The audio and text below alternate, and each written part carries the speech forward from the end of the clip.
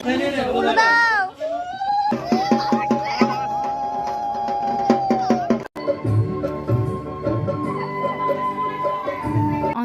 দিয়ে এখানে চলে আসলাম চা খেতে।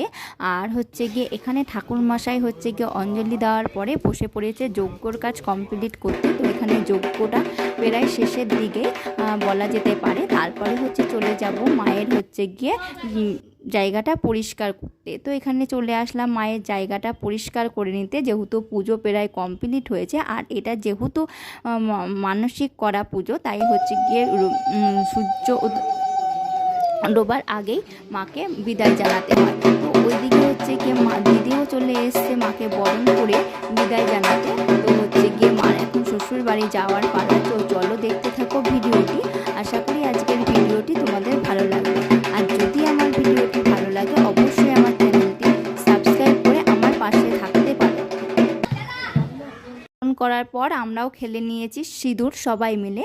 আর এইবার হচ্ছে গিয়ে যে বড় দাদারা আছে তারা হচ্ছে মাকে ট্রলিতে তুলে নিয়েছে। তো হচ্ছে চলো যাওয়া যাক হচ্ছে গিয়ে হচ্ছে গঙ্গা ঘাটে। তো হচ্ছে চলো দেখো সবাই মিলে সিঁদুর খেলে মাকে হচ্ছে গিয়ে হাসি মুখেই বিদায় জানালাম।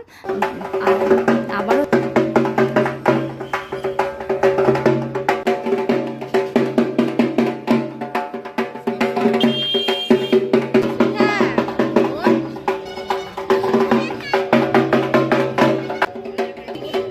আমরা এদিকে চলে এসেছি গঙ্গার ঘাটে। আর দেখো সূর্য প্রায় অস্ত যাবে যাবে করছে, দেখতেও কতটা সুন্দর লাগছে। তারপরে এবার মাকে। তো বন্ধুরা আজকের ভিডিওটি এখানেই শেষ করলাম। দেখা হবে অন্য কোনো ভিডিওতে। তো ততক্ষণের জন্য তোমরাও সুস্থ থেকো, ভালো থেকো। মা তোমাদের সকলের মঙ্গল করুক আর তোমাদের মনের আশাও সব কামনাও পূর্ণ করুক। তো আজকের জন্য এখানেই দেখা হবে অন্য কোনো ভিডিওতে।